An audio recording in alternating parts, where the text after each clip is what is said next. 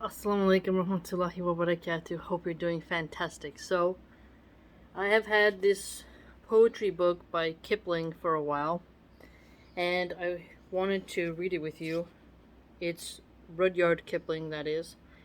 He wrote The Jungle Book and has a very unique poet style. So, let's begin. Okay. This poem is called A General Summary. I've taken classes on poetry. I got an A in them.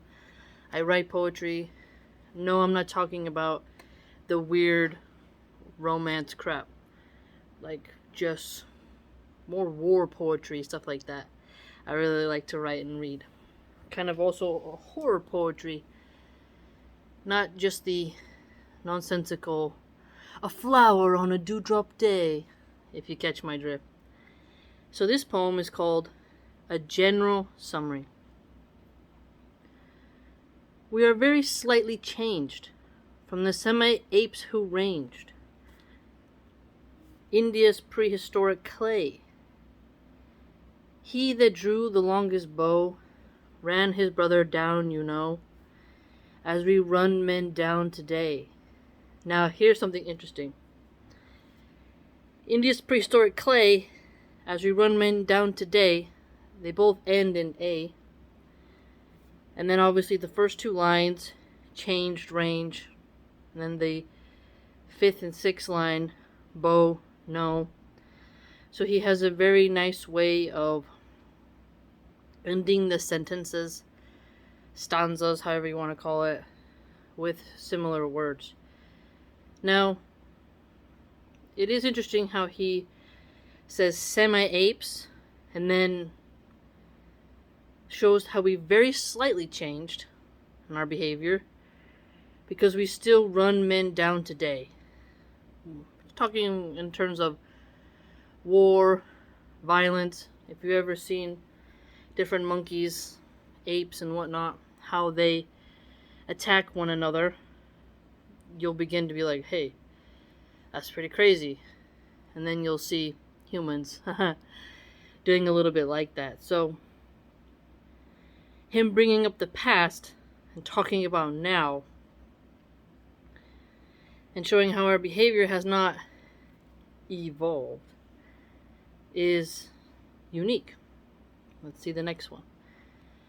Daub, the first of all his race, met the mammoth face to face. On the lake or in the cave, stole the steadiest canoe, ate the quarry others slew, and died and took the finest grave. So here, what's unique is on the lake or in the cave, and then the last line, finest grave. First two lines, race and face. Now, ate the quarry others slew. So he got to have some things that other people ate, stole the canoe, had bravery to face the mammoth, and then had the best grave. So what he's getting at is just prehistoric man being bold in the face of a giant animal, being stealthy and swift by taking a canoe, and then eating what others were able to catch as well, which ensured his survival. So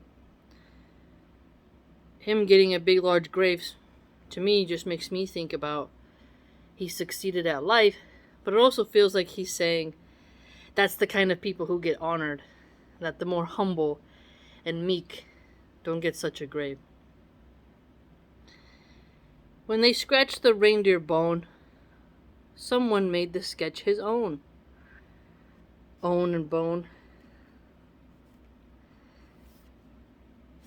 Filched it from the artist then, even those early days. Won a simple viceroy's praise. Days praise.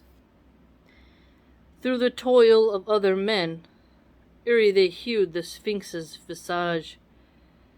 Favoritism governed Kisage, even as it does in this age. Through the toil of other men, and then mentions the Sphinx. So people taking glory, taking pride in something that other people built, monuments and huge feats and whatnot. Favoritism governing aspects of life, as it does today. Nepotism and whatnot. It's a good point. Who shall doubt the secret hid under the Cheops pyramid? What was the contractor did, Cheops out of several millions? Or that Joseph's sudden rise to comptroller of supplies?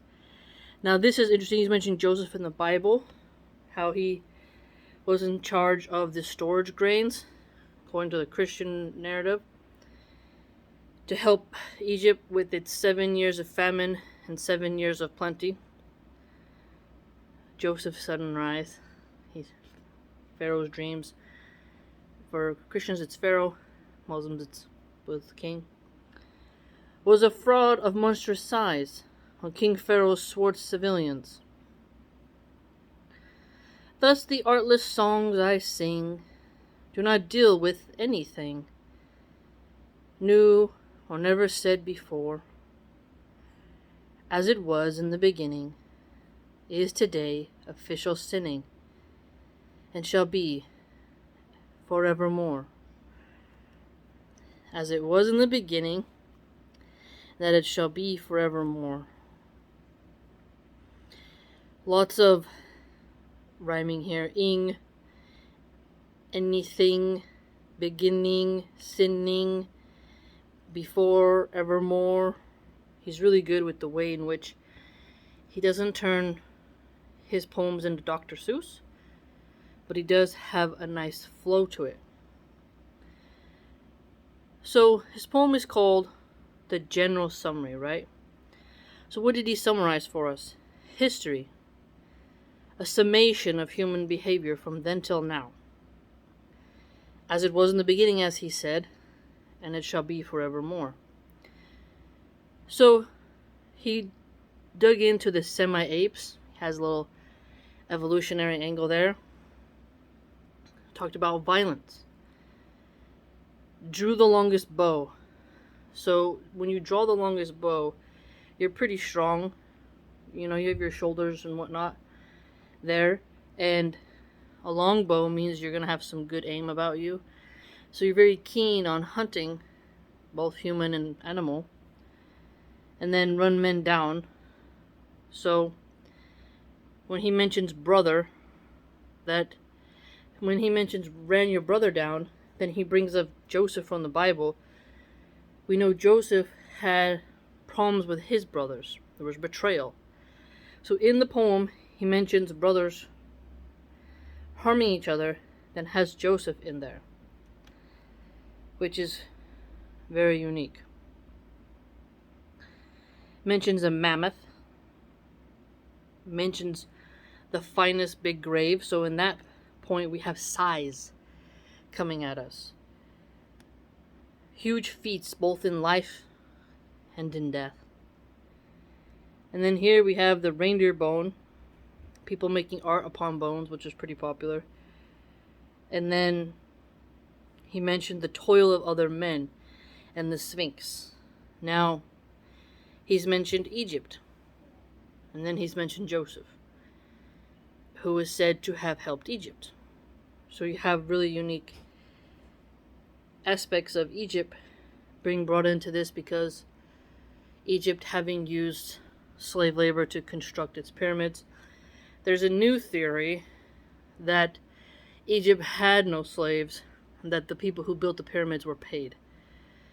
I think that's bogus, because it just undermines the Jewish and Christian aspect of their scriptures. So when the atheists are saying that paid workers built the pyramids and they weren't slaves and they were not oppressed, this leads me to think that there's another agenda.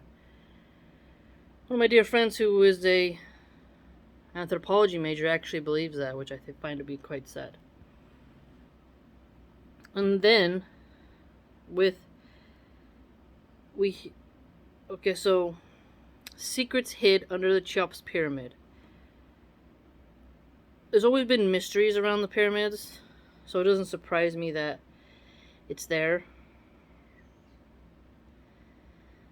But to connect it further, he mentioned favoritism governing aspects of life, and how there's people who live through the toil of other men, and that will always be forevermore. And it was like that before. That we haven't really slightly changed. So it just kind of shows human traits from his perspective. Comparing a large grave also, we know the Egyptians had very large graves because they buried a lot of their gold with them. So he compared, in a unique way, the Egyptian mode of burial to prehistoric Ice Age man, which is unique. What do you think, fam? And I think he mentioned India with the apes because it's well known that India allows all these filthy, flea-infested monkeys to run around who poop and throw their poo and bite and steal. And if you watch them, they're always yanking on each other and being just terrible. So, biting children and whatnot. So the chaos of a literal monkey ape, whatever, going around in India, and then he's comparing humans to that Darwinistic interpretation who range about, just like those little wild monkeys in India reign about. Very interesting comparison there. Let me know what you think of Kipling's poem, A General Summary.